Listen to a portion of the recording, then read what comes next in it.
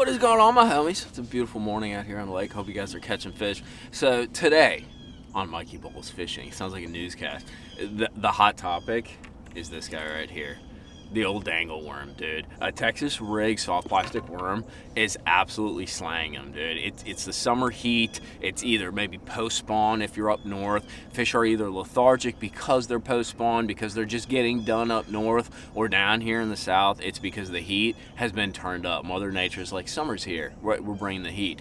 And that slow, sort of methodical presentation on structure, cover, hard bottom, edges is absolutely killer. It's kind of a grind, no doubt about it, because you got to fish slow, but it absolutely catches them. Since everybody kind of knows about it, everybody's doing it. So in this video, I'm going to give you a couple ways to tweak your worm presentation and really capitalize on what I think is one of the most fun times of year, dude, aside from flipping that little tick, reel down, and put the hammer to them. Hit that like and subscribe button. Let's talk worm squirmerson. One thing I absolutely hate when I'm shooting these videos, total sidebar, dude, is literally like a 4-pounder just blew up right there, and I have to shoot the rest of this video before I can go throw my spook over there and try to catch one, or throw this worm and try to drag them up, and it drives me absolutely nuts. All right, on task. So real quick, let's talk about setup. You need a basic setup. Your standard 7-foot medium heavy. That's what I run. This is an XD3 Halo. It's like $100 rod, very budget friendly, but super light, super sensitive. Reel wise, Shimano SLX, another $100 kind of price point reel. I have, I think, 18-pound or 20-pound fluorocarbon on here, red label. Everything's like super standardized, right? The other thing that I do that's a little bit different, and I don't know if it makes that much of a difference, but I think it's kind of cool. 6 Sense makes these bobber stoppers. So basically you put a bobber stopper to keep your worm in place. They make a clear one, and you know, if you're running clear fluorocarbon, I don't see a point as to why you should run a black bobber stopper. Run the clear bobber stopper. So I put a clear bobber stopper on there. Like I said, I don't know if it makes a huge difference. It makes me more confident though. And this has been my juice, dude. And a lot of guys will throw a ribbon tail this time of year, but I like throwing a stick bait. And as we've talked about in earlier videos, it's definitely a Florida thing, but it more so pertains to the type of cover. If you're fishing more open style water, so not with grass, I guess is the generic thing.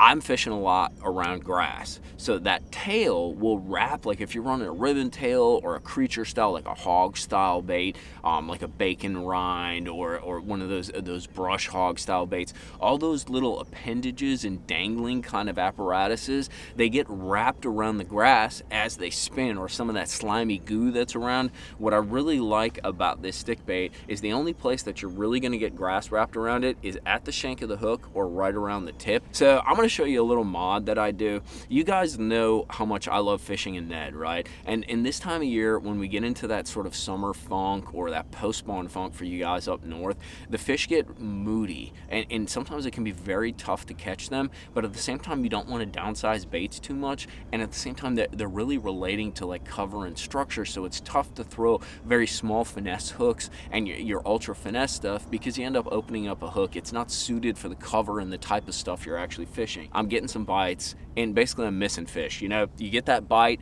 you reel down, and you go to set the hook, and there's nothing there. It's like, damn, dude, like that felt like a good bite. I don't know what I did wrong. I don't know why those fish aren't really committing to the bait. What I'll actually do is I'll take this stick bait off. And it's actually kind of cool too, because I'm all about being like budgety, so it's a good way to save baits too. So if you rip up a worm, don't throw it away. This is super duper simple.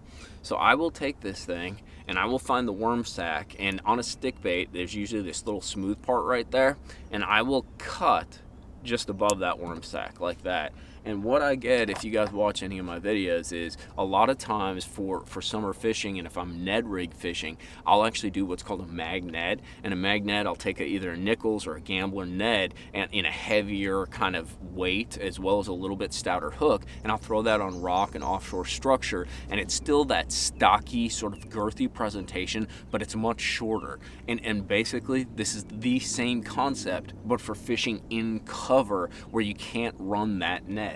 And literally all I'm going to do is I'm going to take this guy right here and I'm going to Texas rig it just like this.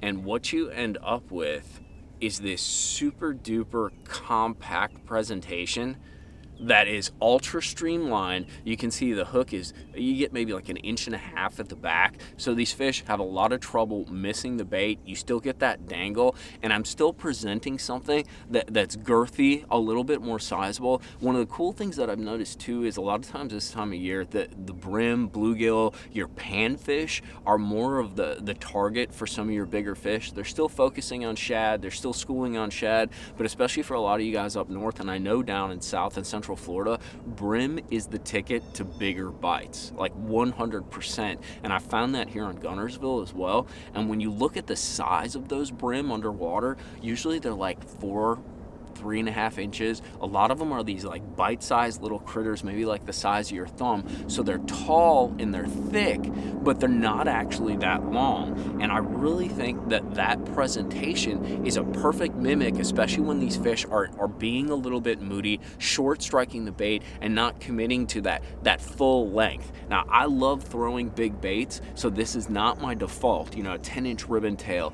a 6-inch stick bait, you know, that brush hog and like 4 or 5 inches long. These are all my standard start off go-tos, but we're all anglers, right? You get a read from the water, you kind of follow your instincts. If you're getting those short bites, or if you're missing fish and you just can't figure out why, like you bring your bait back and your hook's dislodged, you don't know why you missed them, this might be the ticket to actually closing the deal on those bites. Modification numero dos. We get what's called a brim spawn or a bluegill spawn. It happens all over. You know, the bluegill spawn, just like the bass, they just do it at different times, especially around those full moons.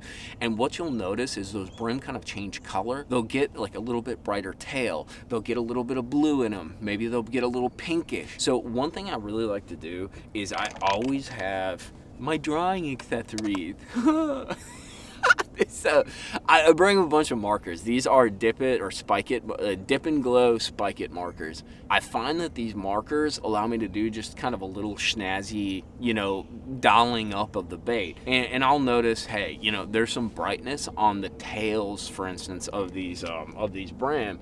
So I'll take my marker and I will literally just go full coloring, and I'll just put a little bit of chartreuse on that tip. The other thing that I'll do, and this is a trick that I showed you with Kitex, a lot of times this brightness, so I talked to my guys on the Serious podcast. Andrew had a fisheries biologist, and they talked about chartreuse, they talked about pink, and they talked about what the fish actually sees that color as, and the fisheries biologist noted that it's probably kind of like a whitish or a very opaque color, so it stands out a whole bunch. So one of the things that I look at these markers for is putting a target, putting like an X on the bait. Where do I want that fish to look? Where do I want that fish to focus its attention? What's the focal point of the bait? I want the fish to be drawn in more to the meat or the heart of the bait, and we did this with the Kitech with pink. So I'll actually take my marker and I'll just put like some little breakup right there around the head. I don't go too crazy. It's more, it looks like sloppy, like 12-year-old child art, but all I'm trying to do is just draw that fish into more of the meat and the head of the bait, so I quit missing them. Because that's one of the biggest problems with worm fishing, is they can get a little nippy, you know, just the tip kind of thing, and I don't want them to get just the tip. I want them to get the meat of the bait so that I can actually set the hook and close the deal on them. All right, we're gonna squeeze in one more quick mod because I feel like I'm on a roll here. A lot of times I think the stick bait represents mostly like a brim. You know, it looks like a brim down there. It's this fat little kind of wiggly thing. Maybe it looks like a worm, but I think it looks like a brim. So for you guys who have more crayfish populations or crawfish populations in your lakes, you know, this might not be the best fit, but you still want that sort of finesse, very streamlined presentation to sort of trick those like lethargic fish. So I will take this little stick bait, and you can do it with a full-size stick bait, or you can do it with the cut down wannabe kind of magnet. And it's easier with an X-Acto blade, but for the video it's kind of easier for me to show you with the scissors. And what you're going to do is you're going to find the tip of this tail, and you have to do it in very small, slow cuts, otherwise you lose the center of the bait. And all you are going to do is make a small cut. This one didn't turn out super great, but it'll give you an idea. And what you're going to do is actually just go ahead and you are going to split the tail of that stick bait. It's a great little subtle way to present like kind of a more crayfish kind of flapping sort of pincher appearance.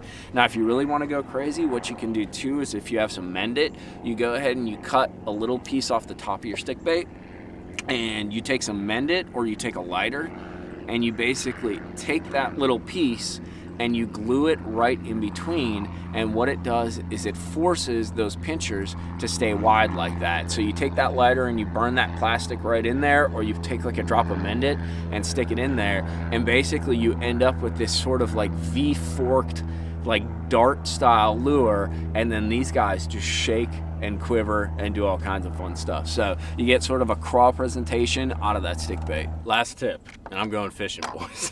I can't do this for that much longer. So the last one is an efficiency tip, and I showed it to you guys last year, and I've been playing around with it quite a bit. I don't know about you, but I hate retying. It's a flaw that I have because I need to retie more often. But one of the things that I like to do is try to be as efficient as I can with the least amount of rods. Now, I'm the worst because I have 37,000 rods, and I keep buying more because I think I need more, because I need so many more. But in any case, though, when it comes to actually being out on the water, I like to have a limited amount of selection on the deck, but that selection, like, I want to be able to do a lot of different things with it. So one thing that happens is a lot of times this time of year, the fish, they might be on the bottom towards the bottom, but for some reason they want that bait slightly above the bottom. Or maybe you have some goo, you have some kind of silt or something along those lines that's on the bottom, and it's gooping up the head of your Texas rig, like right on that weight. It's just making it all nasty, and it's terrible. It drives you nuts. Every time you cast, every time you drag in, you're having to clean your bait off. So this is a little trick my buddy Caleb, he's on Bass Quest, he showed me. He's on Lake Chickamauga, so they experience a whole bunch of different conditions. So what I have right here is another bobber stopper. This is a 6 cents. This one's actually a black one, and I'll show you why I'm going to use the black, because it's actually going to go behind the weight. So I already have a Texas rig right there with the bobber stopper in front of it. What I'm going to do is I'm going to put on a secondary bobber stopper, and I'll show you why. Because one of my biggest flaws is everybody catches a bunch of fish on a Carolina rig, and I don't, and there's only one reason because of that. It's because I don't have one tied on, because I'm terrible about it. So what you can do if you're somebody like me who doesn't always have a Carolina rig tied on is you can basically put a secondary bobber stopper right behind your weight, and what that allows you to do is, instead of just sliding the weight down, having it on your Texas rig, I can actually move that up, slide up that secondary bobber stopper, and basically create a sort of modified Carolina rig, and really never have to tie on a swivel, things along those lines. So it allows me to sort of like tickle the idea, to play with the idea without fully committing to it. If I go and get a few bites, if it becomes like a consistent sort of technique or bait pattern, I can go ahead and sit down on my deck, take the time, and rig up a traditional Carolina rig. If you start going more than like 2 foot, foot and a half, you start, when you cast, this will actually slide down, so it's sort of counterintuitive, it kills the concept, but it allows you to at least play with elevating that bait off the bottom a little bit. And then the other thing you can do is actually implement some of those elastic plastics like Z-Man and things along those lines. So basically you swap out that standard Plastisol plastic for that elastic, and what will actually happen is that will elevate that hook off the bottom. So not only are you keeping the bait off the bottom by using that Carolina rig, that modded Carolina rig setup, but then by the plastic, the soft plastic worm that you're using, you're able to keep that thing floating and above that gunk, so you're not kind of gooing up and scumming up your bait and having to clean it up every time you bring it back in. Hope you guys enjoyed this. A worms killer right now,